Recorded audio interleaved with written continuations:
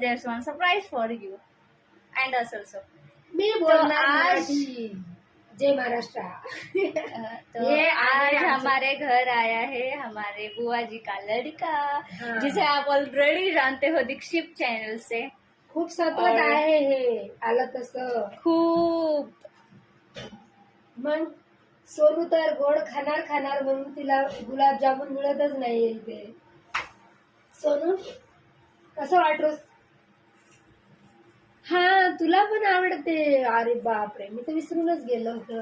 उद्या आणूया आपण. आता बनवावं लागणार. इथे नाही 100%. भेटलं ना तर मेहमान आपण जो आहे हे नाही, मेहमान. उद्या नायगावला जाऊन आणू नाही का?